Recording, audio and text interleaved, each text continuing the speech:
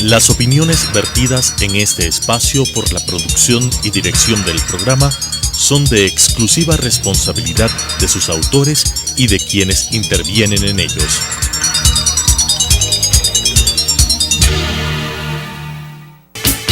Sucesos presenta Enfoques, pensamiento libre y crítico. Día a día buscaremos diferentes visiones para la comprensión de la realidad del tercer milenio. Enfoques, un espacio que une noticia, análisis y opinión. Bienvenidos.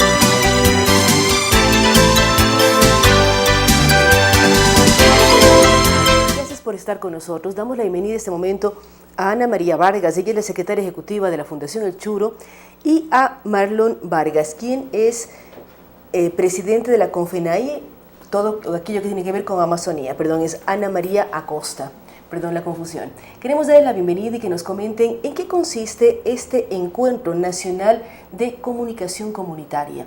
No sé si Ana María nos puede hablar de esto. El Churo siempre está ligado a temas de comunicación, pero ¿por qué poner como eje y punto de partida la comunicación comunitaria? Bueno, este encuentro tiene como objetivo unir a comunicadores comunitarios de distintas provincias del Ecuador para dialogar y conversar sobre la comunicación comunitaria, que en sí la característica de la comunicación comunitaria es de que es una opción distinta a la opción, digamos, de los medios privados o a la opción de los medios públicos, y plantea una propuesta que está enmarcada dentro de las organizaciones sociales, muy vinculada al trabajo de las organizaciones sociales y muy vinculada al trabajo de las comunidades, que ojo, no solamente son comunidades locales, comunidades campesinas o indígenas, sino estamos hablando de comunidades como un común, como un espacio común que buscamos objetivos. Entonces podemos hablar de comunidades, por ejemplo, de mujeres, hay radios de mujeres que promueven la equidad de género, hay radios o medios de comunicación de comunidades urbanas, barriales, por ejemplo, hay radios y medios de comunicación de estudiantes que quieren exigir y hablar sobre sus temáticas. Si hablamos de una multiplicidad de comunidades, que todos ellos buscan llegar a comunicar sus necesidades, sus formas de analizar la situación actual. Marlon, usted lidera la CONFENAIE. ¿Cómo está siendo parte de este encuentro para comunicar por parte de las comunidades? ¿Qué le hace falta y qué fortalezas tiene la CONFENAIE para temas de comunicación? Muchas gracias. Sí, precisamente este encuentro nos permite a las nacionalidades y organizaciones de la región amazónica para poder compartirlas con otros comunicadores comunitarios del Ecuador, precisamente para poder compartir las experiencias que vivimos, sobre todo en la región amazónica. Para nosotros la comunicación comunitaria ha sido muy importante poder visibilizar la lucha de las nacionalidades en defensa de nuestros territorios, como por ejemplo nuestra lucha antipetrolera y minera que realizamos en la región amazónica. Eso es muy importante, y también pues seguir trabajando para poder fortalecer la comunicación en el Ecuador, y es necesario que sigamos fortaleciendo con otros compañeros y compañeras comunicadores y poder compartir las experiencias que vivimos. ¿Cómo lograr, Ana María, romper esta idea de que hay los medios masivos, hay medios nacionales, medios internacionales? ¿Cómo lograr permear desde los medios comunitarios los mensajes que ustedes quieren dar? Ya sea los jóvenes, los barrios, los sectores indígenas, las mujeres. Porque si queremos que se acabe la violencia de género, no podemos hablar solo entre mujeres. Tenemos que formar al resto de la sociedad que esté integrada también por caballeros. La idea de los medios comunitarios es también una de las discusiones que hemos tenido en los encuentros, porque este es el tercer encuentro, es que los medios comunitarios no somos pequeñitos, no somos pobres y no somos precarios, sino el concepto de los medios comunitarios es una apuesta comunicacional y política.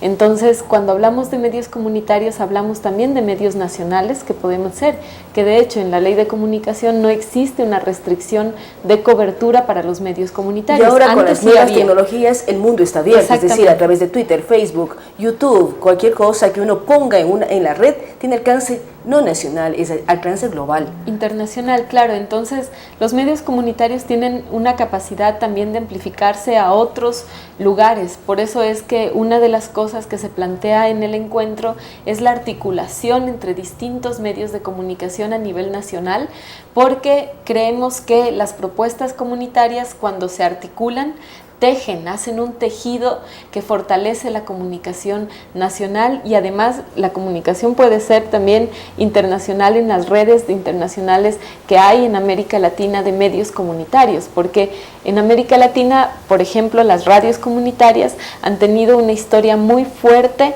y muy presente en los procesos organizativos de los movimientos sociales. Entonces, tú encuentras articulaciones, federaciones, asociaciones que se han articulado en todos los países.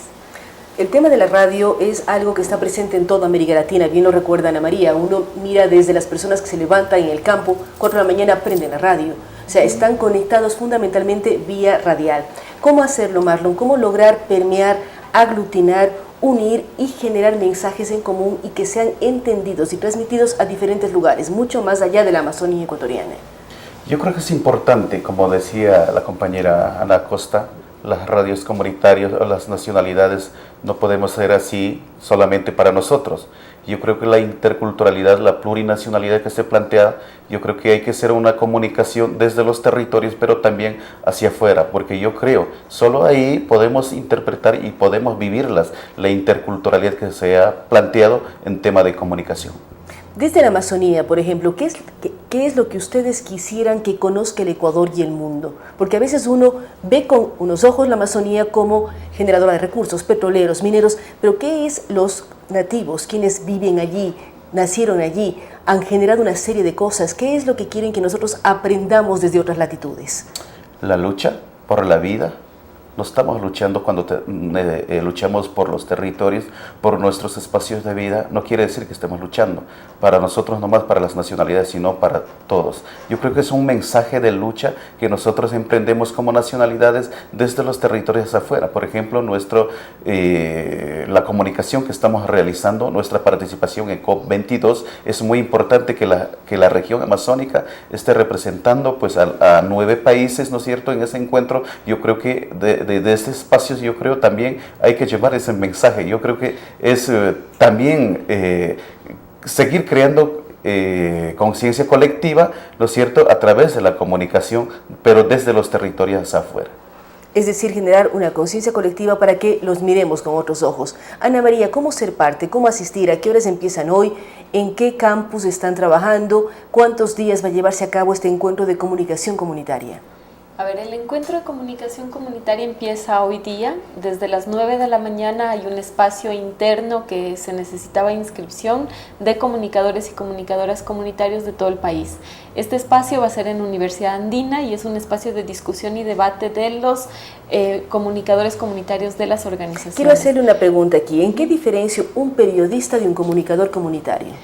¿Hay periodistas comunitarios? Hay periodistas comunitarios, hay comunicadores comunitarios que tienen profesión, son licenciados en comunicación social, pero también hay comunicadores comunitarios que no tienen título, por ejemplo, y ejercen el trabajo de comunicación, que lo hacen desde sus saberes, desde sus conocimientos, desde su cercanía con la comunidad, porque nosotros creemos que cuando hablamos del derecho, digamos de que la comunicación es un derecho humano, no se necesita de un papel o algo que te diga que tú puedes comunicar. Entonces hay comunicadores comunitarios que sí, que lo hacen con título profesional y otros que no. Y son muy buenos difusores de información, de prácticas de dar a conocer cómo están las comunidades. Nos decía, hoy a las 9 de la mañana es un encuentro cerrado, por decirlo así. Es un encuentro interno de comunicadores que venimos trabajando un proceso ya de 3 años de fortalecimiento de la comunicación en los territorios, y en la tarde, a las 2 de la tarde, es el encuentro ya foro abierto y público. Este foro abierto y público va a ser en la Facultad de Comunicación Social de la Universidad Central del Ecuador y es abierto al público, empieza a las 2 de la tarde con una ceremonia de inauguración y básicamente es un espacio ahí entre las comunidades y la academia, porque los estudiantes van a participar de la facultad, los profesores de la facultad. Luego en la tarde hay 3 mesas de compartir saberes.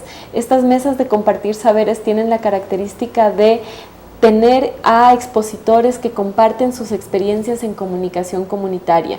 Tenemos varios temas. Va a haber una mesa sobre ciudad, expresiones y formas de comunicación comunitaria en la ciudad, y van a estar 3 experiencias de comunicación comunitaria en la urbanidad y en las grandes ciudades.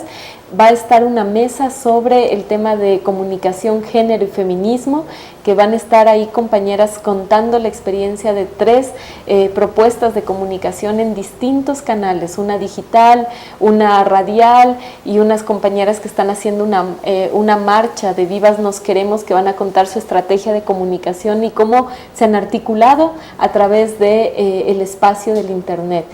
Va a haber también una mesa de interculturalidad y educación popular, y esa mesa van a compartir experiencias de educación popular alternativa vinculada a la comunicación.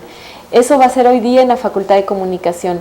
El día miércoles, el día va a ser, en cambio, empieza nuevamente el espacio en la Facultad de Comunicación, pero en la tarde tenemos los foros en la Universidad Andina Simón Bolívar en el Auditorio Espejo. Y en este auditorio va a presentarse un foro debate sobre la situación de los medios comunitarios ahorita en Ecuador frente al concurso de frecuencias. ¿Qué es lo que está pasando con los medios comunitarios nuevos medios comunitarios que están participando para concursar por una frecuencia radial televisiva? El concurso de frecuencias, las autoridades han dicho que van a dar respuesta en diciembre, y hay varias organizaciones que están concursando para tener sus medios de comunicación. Entonces, ¿qué está pasando con la situación de los medios comunitarios que ya existen? ¿Qué pasa con los medios comunitarios que quieren nuevas frecuencias? ¿Y qué pasa con esas políticas públicas necesarias? Eso se va a discutir mañana, y mañana se cierra el evento. El día jueves es el cierre del evento con otro foro, y también en las tardes en la Facultad de Comunicación y en la Universidad Andina va a haber una muestra de cine y audiovisual comunitario. Este es un proceso que trabajaron jóvenes cineastas semillas en distintas provincias y han generado producción y cinematografía comunitaria. Son todos temas muy importantes. Esperamos que la comunidad entera les pueda acompañar. En las tardes tenemos que recordar hoy y el día jueves en la Facultad de Comunicación Social de la Universidad Central del Ecuador y mañana en la Universidad Andina. Aprender sobre comunicación comunitaria, ver lo que están haciendo las diferentes comunidades en el país, comunidades urbanas, temas de género, temas de nacionalidades, ir mirando hacia dónde quieren, qué es lo que necesitan comunicar, informar y también ver qué opciones tienen de alcanzar frecuencias a través del nuevo concurso que ha promovido Arcotel. Temas todos importantes que apuntan a mejorar las redes en el país, a mejorar la información en el país, el que todos conozcamos qué ocurre dentro de nuestro país, en cada sector, en cada comunidad, y también lo podamos mostrar al mundo entero. Gracias nuevamente a Ana María Acosta. Recordamos que ella es la secretaria ejecutiva del Churo Comunicación, y también a quien lidera la Confenaye, Marlon Vargas. Estaremos pendientes de los resultados de este foro que involucra indiscutiblemente a todas las comunidades y al país entero. Vamos a ir a una pausa, luego de la cual estaremos dialogando con Rodrigo Gómez de la Torre sobre la firma del acuerdo comercial con Europa.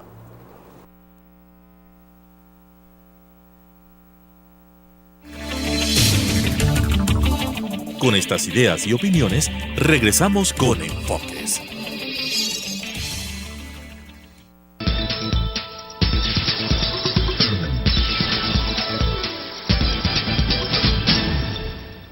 Si está interesado en participar de forma gratuita en el programa Mi Música, contáctenos al 246-8427. 096 96 17 136. 0999 440 113. O escríbanos al correo electrónico elizabeth-consuegra@yahoo.com.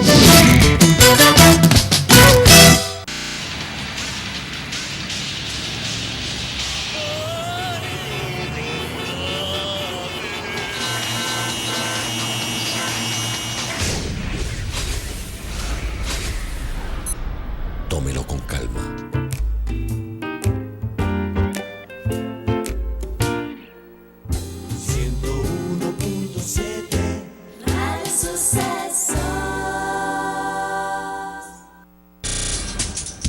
Telesucesos es un canal de televisión comprometido por entero a la noble tarea de comunicar con responsabilidad. Somos un medio de comunicación que educa, informa y entretiene con una probada ética profesional. Canal 29 se identifica plenamente con la nueva televisión de vanguardia. Somos Telesucesos, porque Quito TV. Telesucesos es el primer noticiero de texto en la televisión ecuatoriana.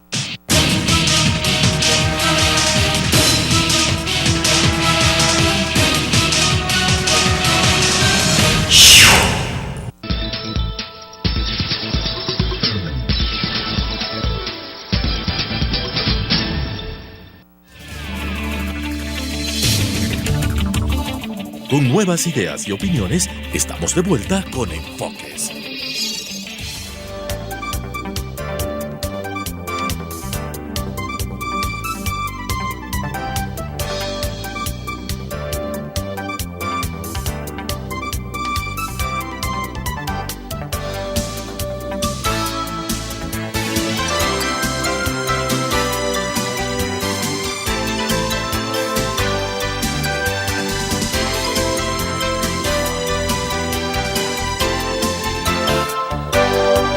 Por continuar con nosotros. Como le habíamos anunciado, estamos con Rodrigo Gómez de la Torre, quien lidera la Cámara de Agricultura, con él queremos hablar sobre lo que va a darse en estos días, la firma del acuerdo comercial con Europa. ¿Cómo miran los agricultores esta firma que se dará en los próximos días? ¿Qué pasos hay que dar para efectivamente tener el acuerdo comercial con la Unión Europea? Buenos días, Claudia, buenos días a todos los televidentes y radioescuchas.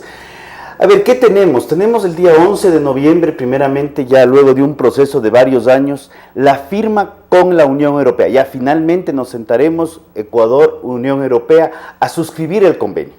Luego de este convenio pasa al Parlamento Europeo, donde va a ser ratificado. Confiamos que sea ratificado en la sesión del mes de diciembre, y de igual manera viene el Ecuador a ser ratificado por las autoridades, Corte Constitucional y demás entidades de acá.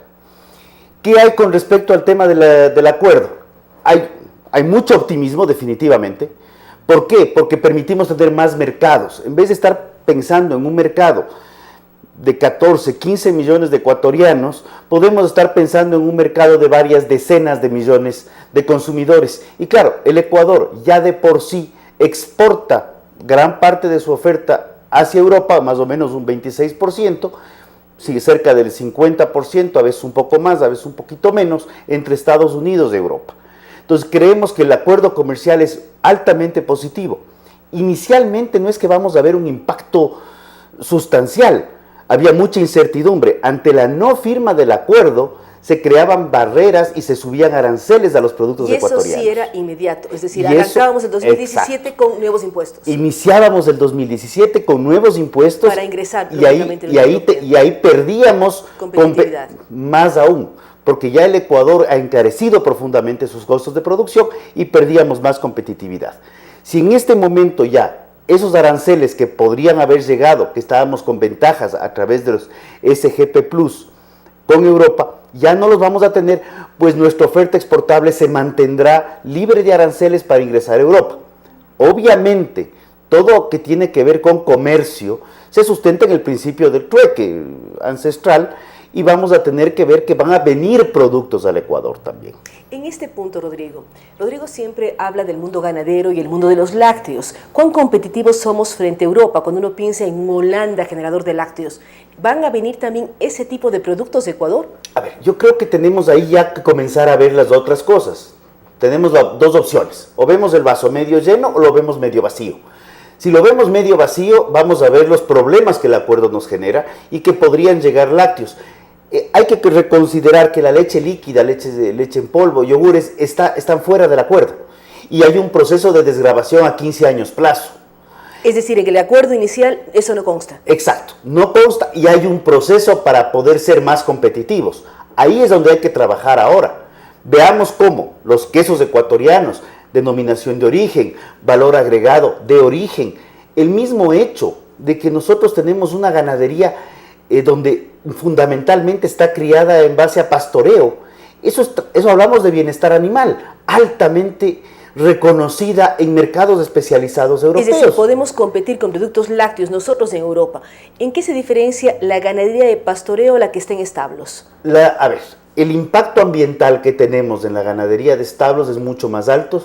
Los conceptos de bienestar animal, el trato a los animales, el estrés que estos animales sobreviven. Si estamos confinados en establos es una historia. Pensemos que los animales, y esto Colombia acaba de sacar la norma, los animales también son seres sintientes. Ya los reconocen como seres sintientes, son seres vivos. Entonces, claro, el trato... Es decir, una vaca en un establo se estresa, una vaca en el campo está relajada. Más tranquila, está más relajada. Las características de bienestar animal se demuestran en la calidad nutricional de la leche que se produce y de la carne. Un lomo, por ejemplo, un pedazo de carne de establo, de estabulación en Nueva York cuesta alrededor de $4. El mismo pedazo, el mismo peso de lo que se llaman grass-fed, criadas en pastoreo, estamos hablando de $8. Hay un valor agregado de origen. Más allá de que el Ecuador tiene capacidad de competir. Salinerito está exportando a Europa desde hace algunos años quesos semimaduros y quesos maduros. ¿Por qué no hablar, y conversábamos con Salinerito, de queso maduro de leche producida en altura? Aquí estamos hablando de que se produce la leche a 3.000, 2.800 metros. En Europa a los 2.800 metros están esquiando en muchas partes. Entonces, esas diferenciaciones que el Ecuador las puede tener son ventajas competitivas que las vamos a hacer solo nosotros. Ahora, Rodrigo, ¿cómo prepararnos? Porque dice, el tratado se firma el 11 de noviembre, tiene que ser aprobado por el Parlamento Europeo y por los diferentes organismos en Ecuador. Entra en vigencia el próximo año. ¿Cómo prepararnos? Porque el impacto no es inmediato. Vemos el tema de desgravación de banano, el tema de flores, y cómo mejorar en producción de lácteos, garantizar mejor calidad y por lo tanto ser competitivos, ya que hay 15 años con Europa. A ver, uno de los temas críticos que hemos tenido en lácteos es justamente la baja de consumo. Cuando no hay consumo, el incremento de productividad, en vez de ser un plus, un positivo, se devuelve como un boomerang golpeándolo al productor. Produzco más, pero ya no tengo a quién vender. Pero no tiene que vender en el mercado ecuatoriano. ¿Cómo yo amplío eso y vendo en el mundo andino? Colombia y Perú necesitan lácteos. Ahí viene un poco ya las decisiones de articulación y de diálogo. Y esto es lo que venimos planteando. Tenemos que mejorar las condiciones de diálogo. Productores, industria, puntos de comercialización. Y en vez de ver, y en lugar de ver las cadenas productivas como eslabones dispersos de manera vertical, verlos como una cadena, eslabones completamente alineados en el cual productores, industria y centros de comercialización podamos compartir y distribuir las utilidades y los beneficios, y obviamente también en un momento vamos a tener que compartir algunos costos para desarrollarnos de mejor manera. Yo creo que ese concepto de las campañas de consumo de lácteos, que en este caso podrían ser campañas de consumo y posibilidades para ver cómo exportar más o desarrollar mejor los mercados, tanto locales como internacionales, es un trabajo conjunto de los actores de la cadena. Ya no solamente desde una óptica productores, yo hasta que entrego mi leche. La industria, no, pues yo compro la leche de lo que me venden, y los centros comerciales, de lo que las entidades comerciales, yo solamente compro lo que puedo vender, sino ver cómo entre los 3, 4 actores involucramos al principal ausente históricamente, el consumidor.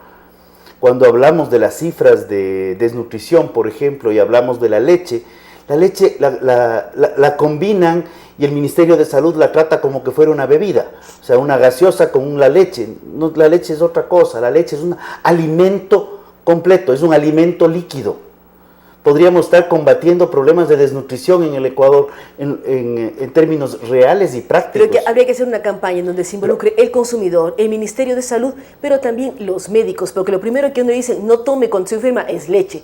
Va al dentista, no tome leche. Tiene un problema gástrico, no tome leche. Las ironías de la vida. Antes, en cambio, era totalmente lo contrario. Los huesos se fundamentan en calcio, la leche pasa de cierta edad, deje de tomar leche. La leche tiene el calcio de mayor asimilación, la leche tiene proteína, la leche rehidrata mucho mejor que el agua. Son contados médicos, pero que hacen bulla. Ese es un tema, no son los médicos, son contados médicos que están haciendo bulla. Es decir, hay que trabajar en equipo país. Hay que trabajar en equipo, ese es el concepto. ¿Cómo robustecer los otros sectores agrícolas? Uno puede pensar en brócolis, puede pensar en espárragos, en limón, en toda la riqueza productiva del país. ¿Cómo aprovechar del acuerdo con Europa para empezar a generar producción efectivamente para el consumo ecuatoriano, pero con miras a exportar? Lo que Rodrigo decía, no son 16 millones de consumidores, sino son muchísimos millones más. Entonces, ahorita lo que tenemos es, primero, había una serie de escepticismos. Hace pocos meses no había certeza. Pensábamos primero que no se iba a firmar. Precisamente conversábamos con el sector brócoli y me decía, Rodrigo, el tema laboral nos preocupa mucho, pero si no firmamos el acuerdo comercial, no vamos a tener problemas en el tema laboral, porque tenemos que desvincular a mucha gente. Porque si no hay el acuerdo, muchas de nuestras ventas se caen. Entonces, en este instante vemos con mucho positivismo el acuerdo comercial. Ahora hay que trabajar al interior, cómo corregir ciertas distorsiones que lo que hacen es incrementar directa o indirectamente los costos de producción para ser más competitivos, no exportar impuestos y ya poner reglas claras. Ok, nuestro mercado va a ir creciendo. Esto quisiera poner énfasis. ¿Cómo no exporto impuestos si lo que yo produzco en el Ecuador ya está grabado por impuestos? ¿Cómo evito para exportar esos impuestos que ya los pago en mi país, en el país de origen? El sector agropecuario tiene alrededor de 14 impuestos de manera directa o indirecta.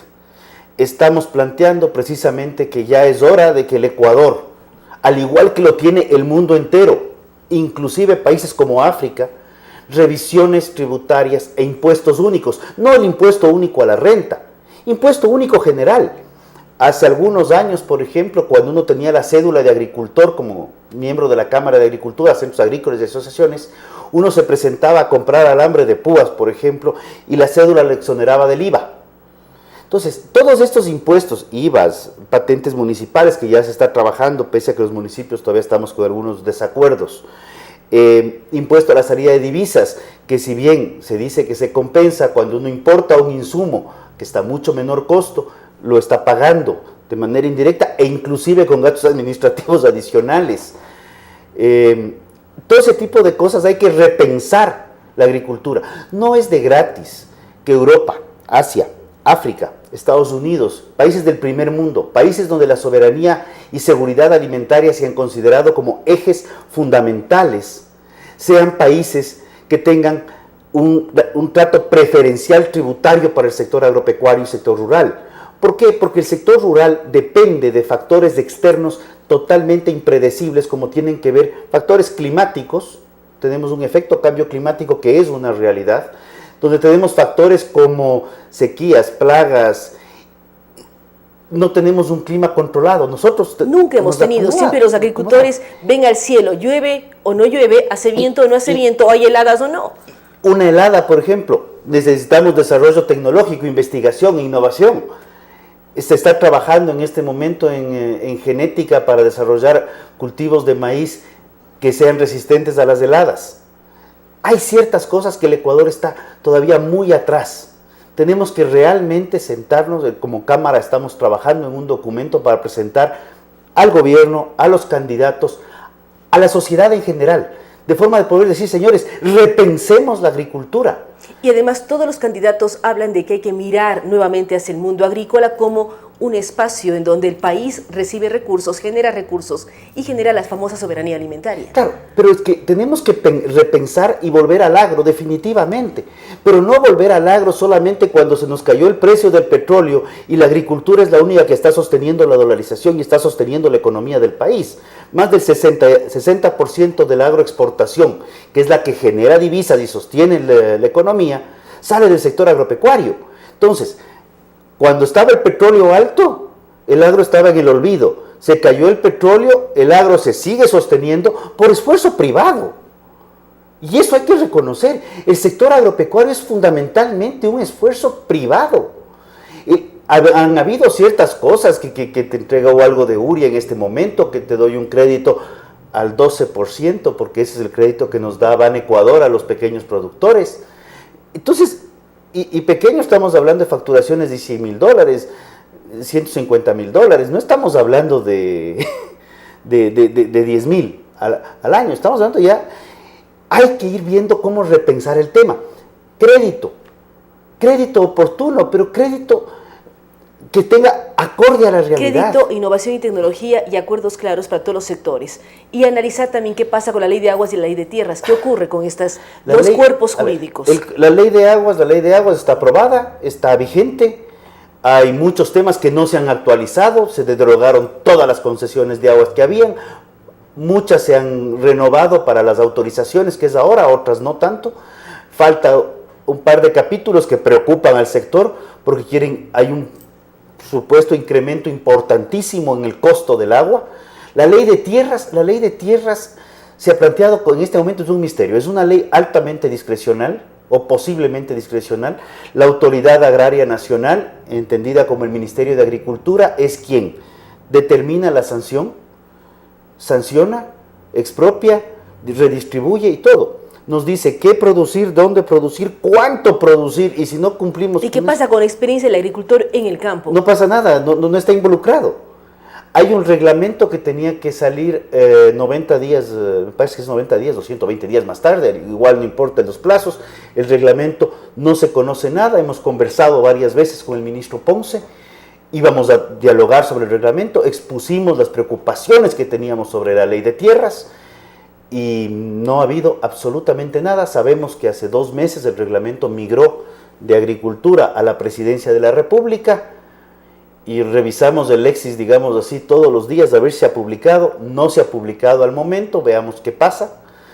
Pero esas incertidumbres no permiten que el sector se estructure, avance y reciba inversión. Cuando tenemos un sector cuyos procesos productivos toman años, queremos entrar palma africana, estamos hablando de 4 o 5 años, queremos entrar cacao 2 años, queremos entrar bananos son 3 años, ganadería son otro tanto de años más. No es un tema de... No es como sembrar lechugas y cosechar a los 3 meses. ¿Cuánto va a facilitar la propia firma con el acuerdo comercial con Europa para que se destraben procesos en el Ecuador? ¿Cómo lograr que el gobierno, que es quien está al fin y al cabo firmando el acuerdo, destrabe procesos y garantice inversiones a largo plazo y genere seguridad en el sector agrario? Yo creo que no tiene nada que ver el acuerdo comercial con el destrabar procesos y dar certezas.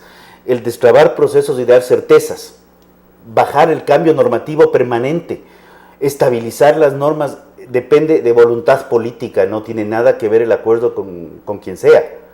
Más bien debería ser una señal de estabilizar la normativa, entender que el sector agrícola es un sector de mediano y largo plazo, no es un sector de corto plazo, y el desarrollo es en ese tenor, mediano y largo plazo. Bajar el cambio normativo permanente, dar estabilidad para saber que ya una inversión a 5, 7, 10 años plazo va a tener una tasa de retorno que se pueda contemplar. Aprovechemos las ventajas del dólar. En vez de quejarnos de que tenemos del dólar porque la devaluación de los otros países o la revalorización, aprovechemos el tener una moneda dura para poder hacer una planificación de mediano y largo plazo con una normativa estable. Yo creo que por ahí deberíamos ir, pero eso no depende de un acuerdo comercial, eso depende de voluntad política. varios temas. Gracias a Rodrigo Gómez de la Torre. Él considera que es muy positivo el acuerdo con Europa. Hay que prepararnos en el tema lácteos. Hablamos de un periodo de 15 años para prepararse como país. Podemos ser muy competitivos, pero también hace un llamado a los políticos, al gobierno actual, a los candidatos que miren al agro como un eje fundamental del país. No solamente cuando el precio del crudo baja, sino como una alternativa permanente que siempre ha dado de comer a los ecuatorianos. Uno tiene que mirar las opciones, mirar las oportunidades y garantizar estabilidad. Una de las cosas que más impactó seguramente es decir, no podemos exportar impuestos. Así es que autoridades miren al agro, eliminen sus impuestos para garantizar ser competitivos con nuestros extraordinarios productos que tienen fama mundial en el mundo, pero no podemos cargarlos por impuestos desde que nacen o parten del Ecuador. Gracias a Rodrigo Gómez de la Torre. Vamos a una pausa y estaremos dialogando con Fabricio Villamar, quien lidera el movimiento ahora.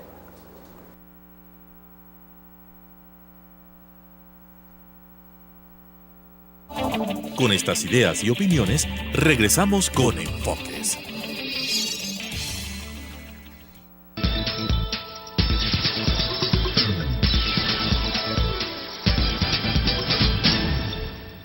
Si está interesado en participar de forma gratuita en el programa Mi Música, contáctenos al 246-8427, 096 96 17 136, 0999 440 113 o escríbanos al correo electrónico elizabeth-consuegra@yahoo.com.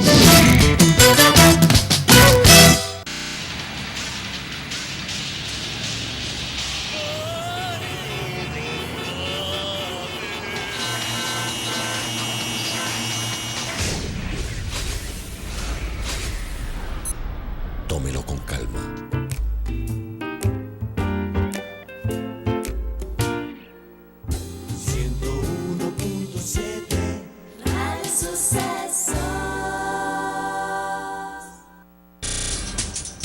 Telesucesos es un canal de televisión comprometido por entero a la noble tarea de comunicar con responsabilidad. Somos un medio de comunicación que educa, informa y entretiene con una probada ética profesional.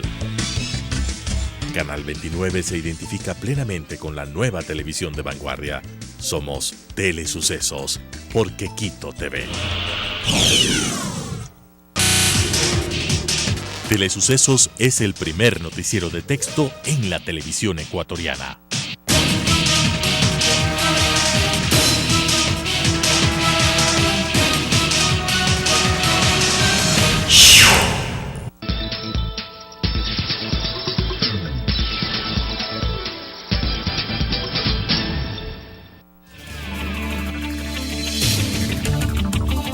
Con nuevas ideas y opiniones, estamos de vuelta con Enfoques.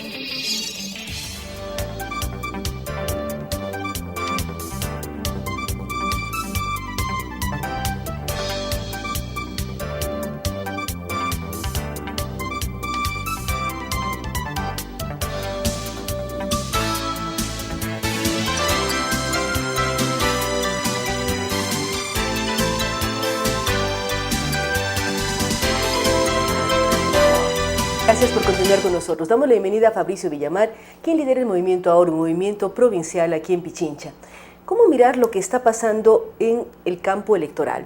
Vemos ya que los tiempos corren, quedan 10 días para inscribir candidaturas, todavía no hay ningún binomio inscrito.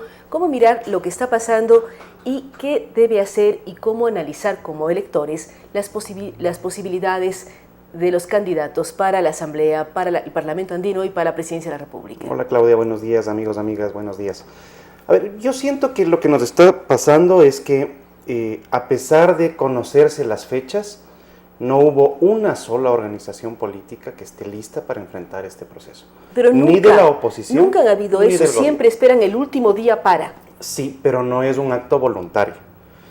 Siempre se llega al último día porque hasta el último día tienes que buscar cuáles son los acuerdos que te permitan mejorar tus fórmulas electorales.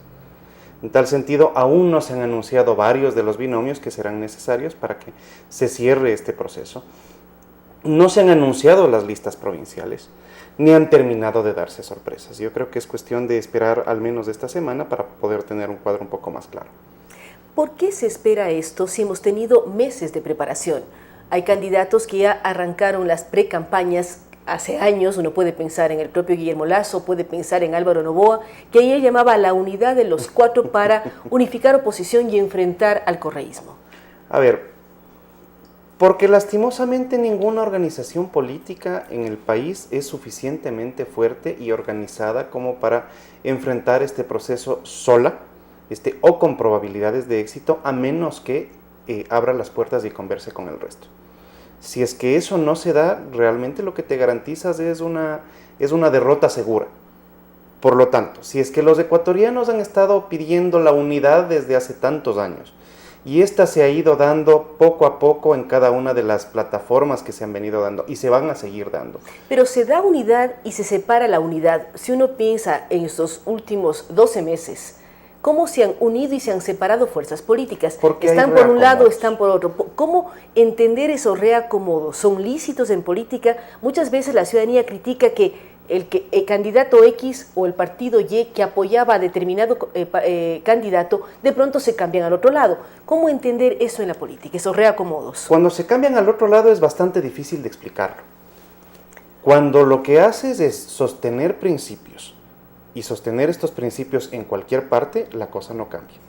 La gente que trabajó en el gobierno y que ahora busca un espacio en la oposición, eso es lo reprochable.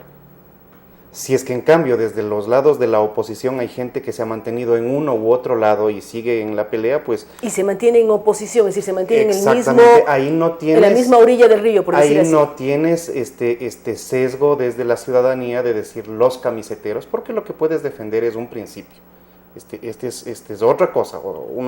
Una cosa es verle al señor Ramiro González pegado al gobierno hasta hace un año y ahora siendo un detractor de primera línea. Eso no te causa confianza en el electorado. Una cosa es verle a la gente... Pero uno, si está apoyando, en este caso al gobierno, y de pronto descubre, analiza y dice, no, estaba equivocado, no genera confianza en el electorado de decir, yo me equivoqué, apoyaba a X personaje y ahora estoy en el bando opuesto porque cometió errores, me defraudó, y como seres humanos tenemos derecho a equivocarnos y a cambiar de opinión. Sí, pero el Ecuador no acepta el discurso honesto del me equivoqué. Y esto es, hace un momento conversábamos sobre el tema de qué pasa con las elecciones de los Estados Unidos. En los Estados Unidos que un político diga me equivoqué ante su público es un acto bien recibido.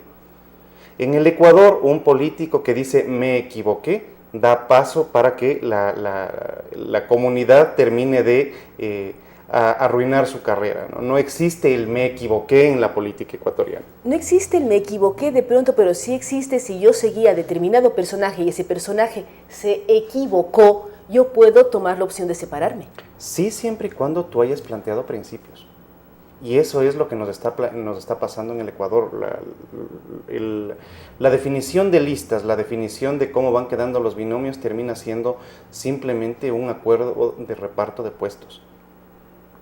Más allá de las ofertas de yo bajaré los impuestos, yo quitaré el pago anticipado del impuesto a la renta, yo quitaré el resto de impuestos, ¿qué otra cosa hay?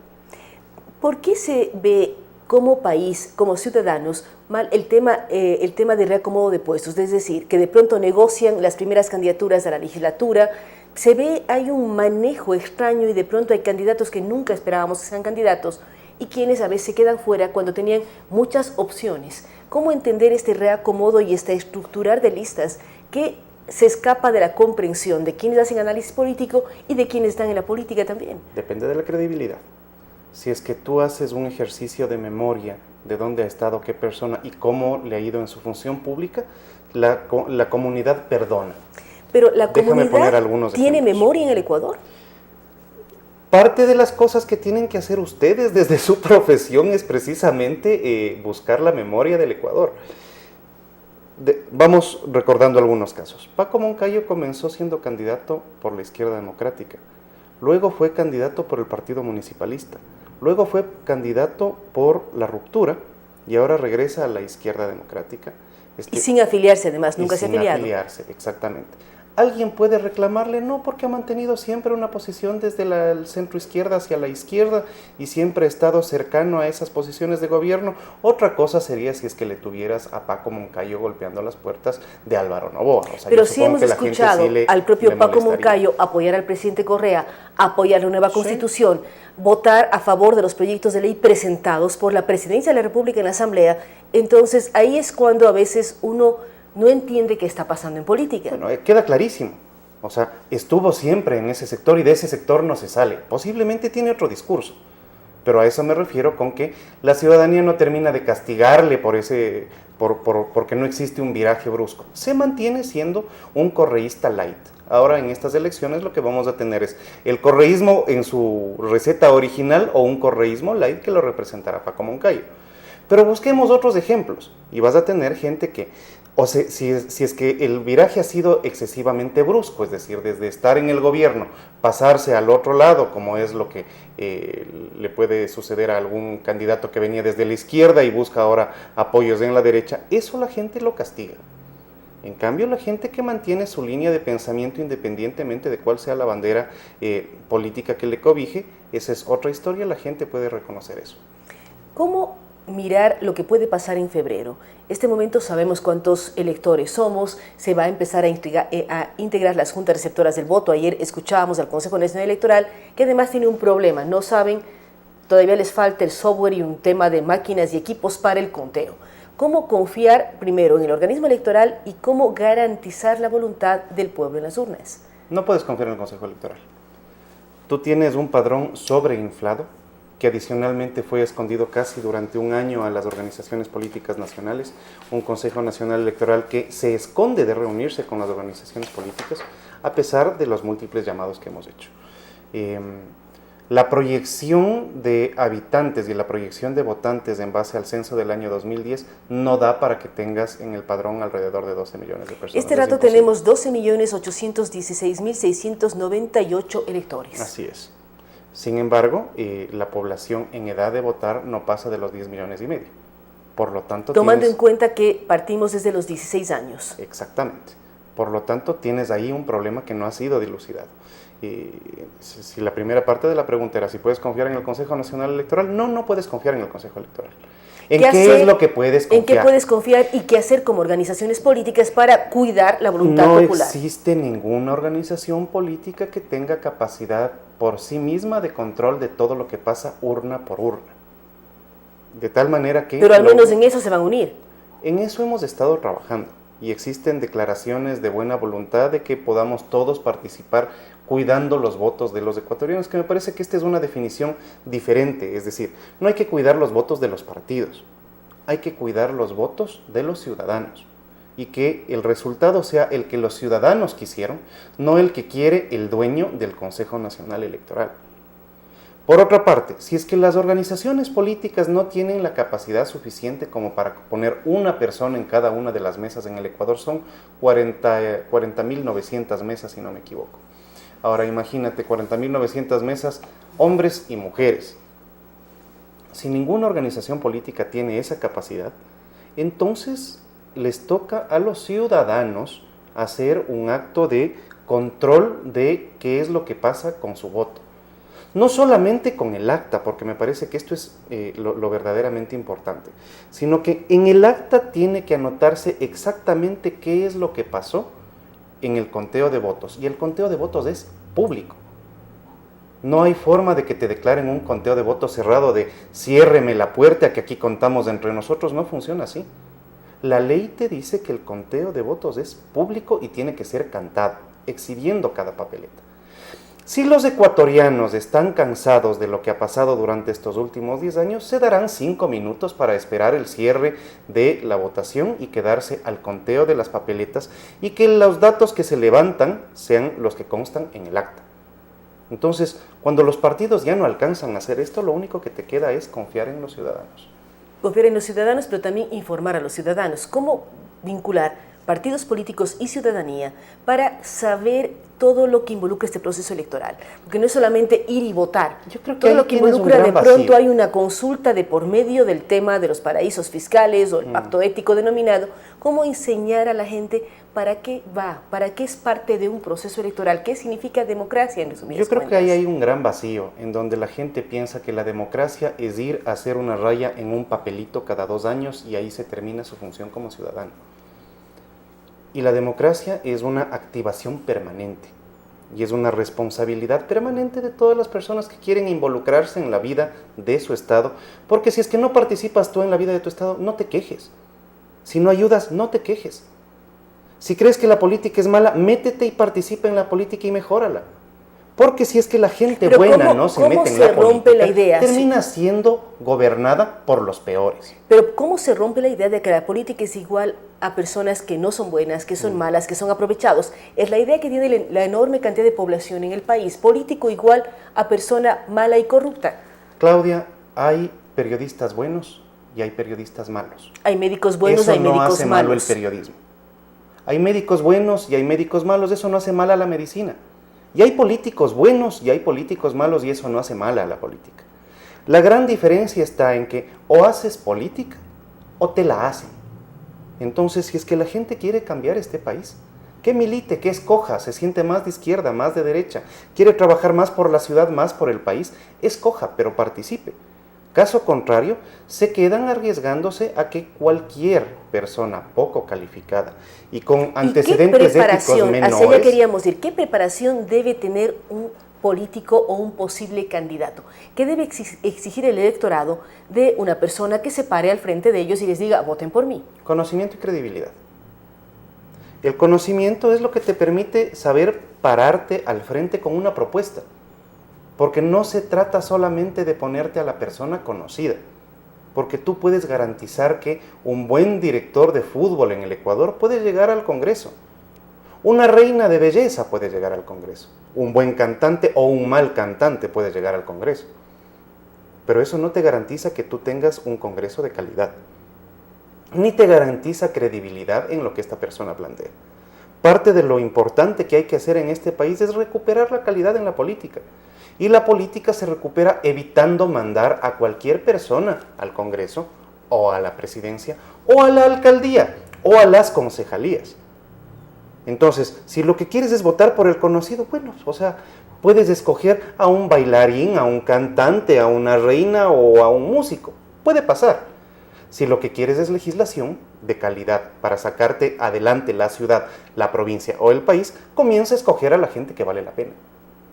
Pero eso se necesita análisis, ver propuestas y ver qué están diciendo los candidatos. Esa es la responsabilidad de las organizaciones políticas. Una organización política seria tiene que presentar un programa, no solamente candidatos. Y es parte de las cosas por las que el movimiento ahora pelea permanentemente, la recuperación de la calidad de la política. Y la política tiene que hacerse no solamente en las altas esferas, sino que tiene que hacerse en el mercado, tiene que hacerse en el barrio, tiene que hacerse en el taxi, en el bus, tiene que hacerse en el colegio, tiene que hacerse en la universidad. La política no es cuestión de ir a hacer una rayita cada 2 años, es un compromiso permanente con tu país. En eso estamos comprometidos. Es un compromiso permanente, pero también es un compromiso de parte de los electores, el analizar por quién y por qué propuesta pueden hacer la como famosa un rayita. adicional, porque tú tienes trampas legales que hay que superar. Si es que tú ejerces tu derecho al voto por una sola lista, es bastante probable que tu lista gane.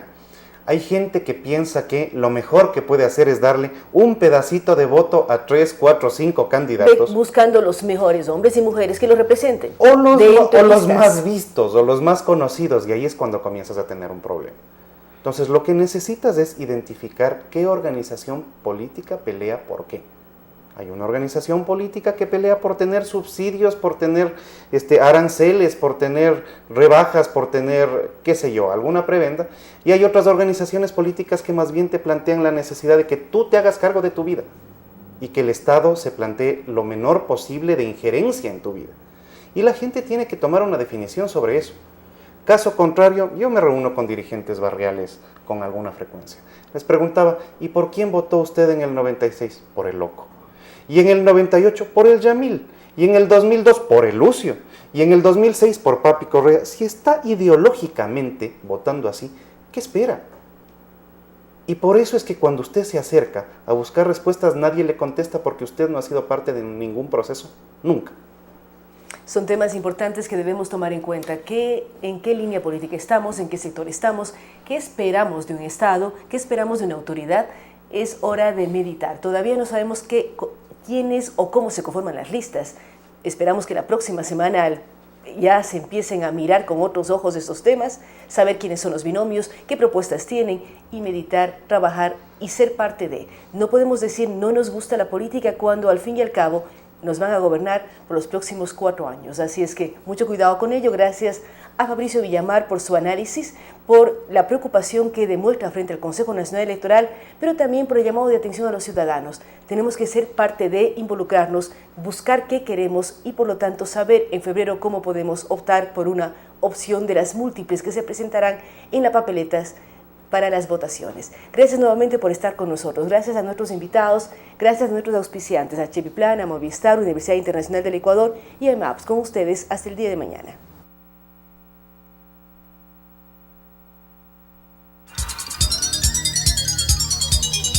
Las opiniones vertidas en este espacio por la producción y dirección del programa son de exclusiva responsabilidad de sus autores y de quienes intervienen en ellos.